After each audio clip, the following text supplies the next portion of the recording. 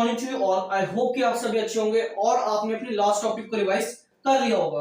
Last class में हमने बात की थी why forest plants are called green lungs.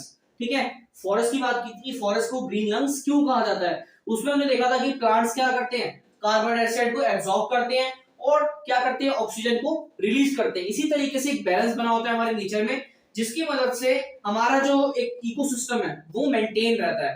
तो आज हम कंटिन्यू करते हैं हमारा नेक्स्ट टॉपिक। ये आपको क्वेश्चंस की फॉर्म में टॉपिक मिल रहे हैं ताकि आपके इसमें सारे टॉपिक्स कवर हो जाएंगे और डायरेक्ट इनडायरेक्ट अगर कोई भी क्वेश्चन आता है तो आप उसे भी सॉल्व कर सकते हैं। देखते हैं why forest are called dynamic living entity. अब जो फॉरेस्ट होते हैं उनको डायनामिक लिविंग एंटिटी क्यों कहा जाता है।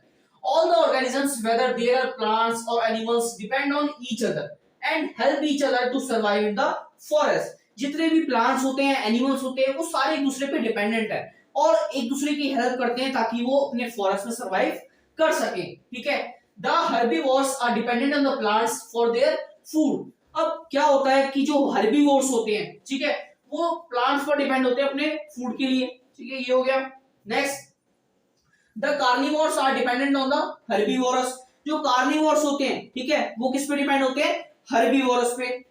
Next, the decaying matter of the dead animals, plants and their excreta enables the growth of more plants by providing them with adequate nutrients to grow. अब जितना भी डिकेइंग मैटर होता है, ठीक है, जितने भी ऑर्गेनिजम्स वगैरह मर जाते हैं, जो डेड एनिमल्स होते हैं, उनका जो एक्सक्रीटा होता है, ठीक है, वो भी क्या करता है, सॉइल में डिकम्पोज हो जाता है और सॉइल की हेल्प करता है, नए नए प्लांट्स को ग्रो करने में हेल्प करता है ताकि उसको सारे जितने भी न्यूट्रिएंट्स मिल पाए नए नए प्लांट्स को। तो हो क्या रहा है, एक प्लांट्स, एनिमल्स एक दूसरे की हेल्प कर रहे हैं ताकि जो फॉरेस्ट में वो क्या है, सही तरीके से सरवाइव कर पाए और जितने भी आने वाले प्लांट्स और एनिमल्स हैं उनकी भी हेल्प हो पाए। Next point, the decomposers decay the dead matter in the forest and support the growth of plants, hence forest are called dynamic living entity. अब जितने भी डिकम्पोजर्स होते हैं वो क्या करते हैं, डिकम्पोजर्स मैंने आपको बताया था क्या होते हैं, जो हमारे माइक्रो ऑर्गेनिजम्स होते हैं वही क्या होते हैं, हमारे डिकम्पोजर्स। तो वो क्या करते हैं, जो डिकम्पोजर्स होते हैं वो डेड मैटर को सारे क्या कर देते हैं, उनको कन्वर्ट करते हैं किसमें, ह्यूमस में, और सपोर्ट करते हैं प्लांट्स की ग्रोथ में। इसीलिए इन सब चीजों को क्या बोला जाता है, डायनामिक लिविंग एंटिटी। ठीक है, हमारे फॉरेस्ट की डायनामिक लिविंग एंटिटी हमारे प्लांट्स और एनिमल्स हैं। ठीक है, नेक्स्ट बात करते हैं, how forest prevent floods and soil erosion.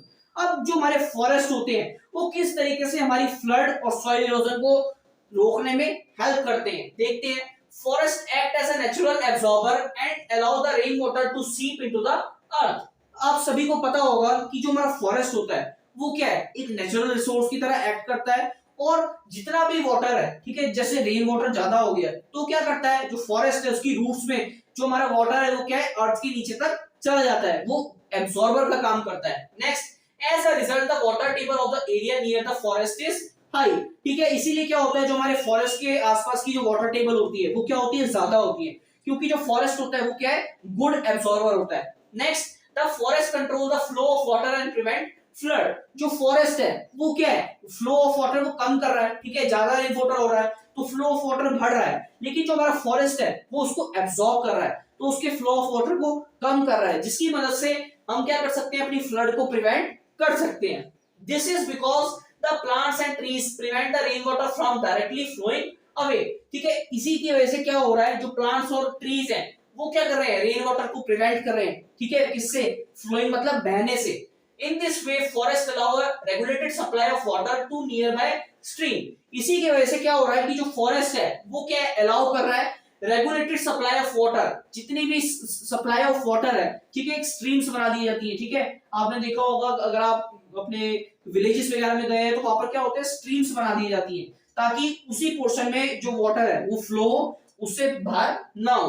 Next, also the roots of the plants bind the soil and prevent heavy rainfall always from flowing it away, hence also they prevent the soil erosion. अब होता क्या है, जितनी भी roots है plants की वो क्या करती है, वो सॉइल के अंदर अपने आप को क्या करके रखती है, बाइंड मींस जकड़ के रखती है। इससे भी क्या होता है, जितनी भी हैवी रेनफॉल आती है उसको फ्लो होने से आगे बचाती है। ठीक है, इसीलिए इसको क्या बोलते हैं, ये क्या कर रहे हैं, हमारे जो फॉरेस्ट है वो क्या कर रहा है, हमारी सॉइल इरोजन, हमारे फ्लड को प्रिवेंट करने में हमारी हेल्प करता है। आज हमने इन दो टॉपिक्स के बारे में बात की। आई होप आप सभी को इतना समझ आ गया होगा। अब हम कंटिन्यू करेंगे हमारा नेक्स्ट टॉपिक नेक्स्ट वीडियो में। Thank you.